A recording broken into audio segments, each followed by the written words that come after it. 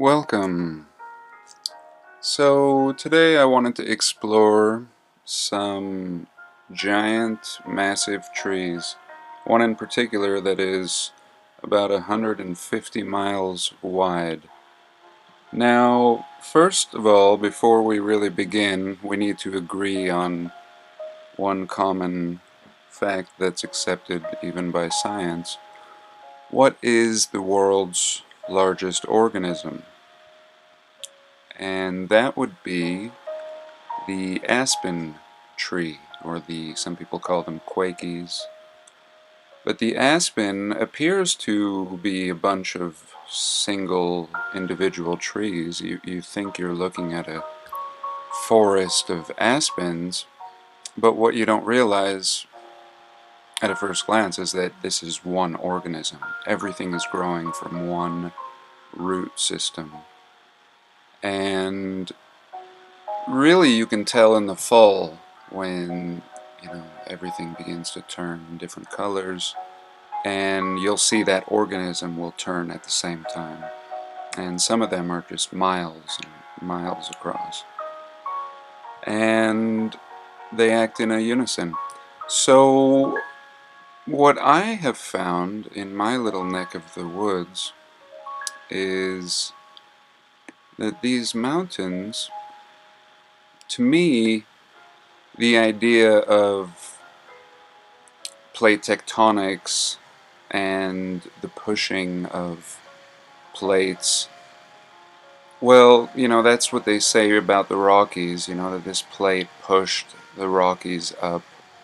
But if that were the case, it would be like pushing a napkin from one direction. I mean, it would be uniform. It would be like waves in one direction. But that's not at all what we see here in the Rockies. I mean, it's very, very sporadic. And if there was pushing, well, then it came from all different directions. It certainly didn't come from one direction or two plates smashing against each other.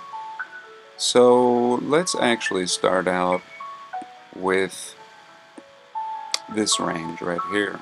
Now this is in northern Utah. This is called the Uintas. And the Uintas, they say, is an anomaly because it runs east and west. So, if the plate theory was correct, then this doesn't make sense. What was pushing on this mountain from both directions? But really, when we look at the pressure and the pattern that's been distributed, we don't see the pushing idea. The pushing theory doesn't make sense here because we have all kinds of ripples and so anyway, I'll jump right to it.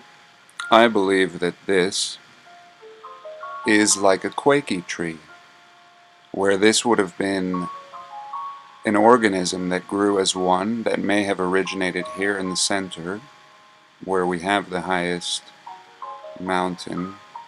I believe it's King's Peak.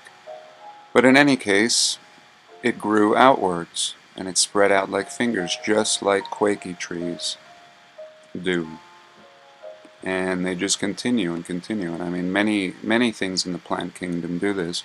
Even if you plant backyard mint, it will spread and spread, as any of you who have ever planted mint have discovered. And that's how the quaky operates, and that's how I believe this ancient tree operated. Now, the whole idea that they tell us that, nothing grows above the tree line, and that's what we have here with these Uintas. Nothing grows above the tree line. Well, I think nothing grows above the tree line because this is essentially the core of the tree. This is the core, and of course, first it was a tree, then it was cut down, mined for its resources in an ancient time, where an enormous feat, of course. And then further, it was mined once it was petrified and hardened as rock. It's been further mined. And this is all quarry. All of this that we're seeing is quarry. This is And it really does, it really looks like it. I don't even think it's a far stretch of the imagination, but when we look carefully, all of this has been quarried, and all these lakes are the result of that.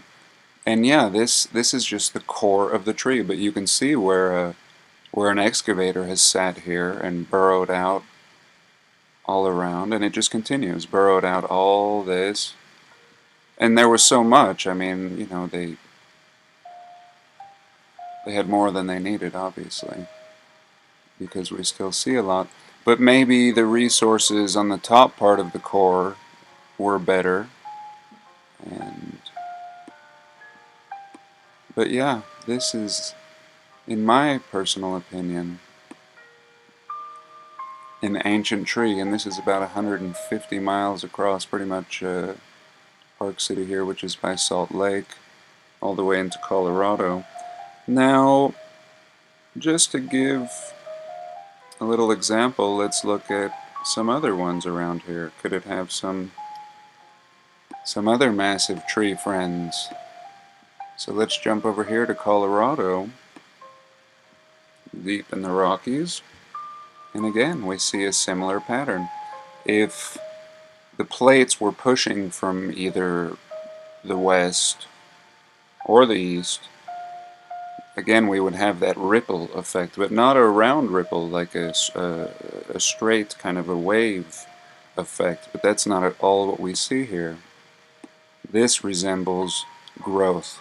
And again, in Colorado we have the young Quakies all over, pines of course too, but you know, regular aspen trees are all over the place. So this is like the mother of aspens. I mean, these were the ancient aspens. And you see they're all connected. And of course, they've all been strip mined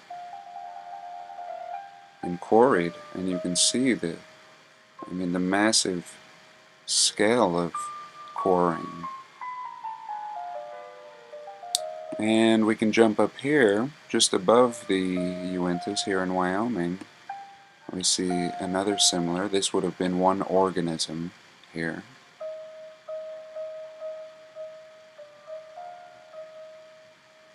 And the same thing, it's been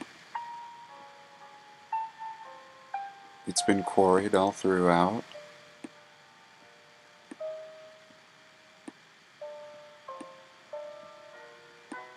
And of course, the core of the tree is going to be the hardest, and very little vegetation will grow on the core of the tree, as we would see. Well, it's counter to the high elevation theory, because you know there are trees that grow in the high elevation. They're sporadic, and they're kind of bonsai, but it's because the soil is so hard. There's really no soil. At least down below, rocks and vegetation break off, and it begins to make for better soil, and vegetation can grow. And we see this similar pattern. But again, if we really come up here, higher up, we get an idea again of the different organisms. You know, these were acting in unison. And of course they've all been cut down and strip mined, and from what we see, or what we've been told, it's easy why we would believe their story until we look carefully. And this doesn't seem to be the result of volcanic activity, nor of plates pushing in one direction. No, this seems as if there is a center point and everything is growing outwards.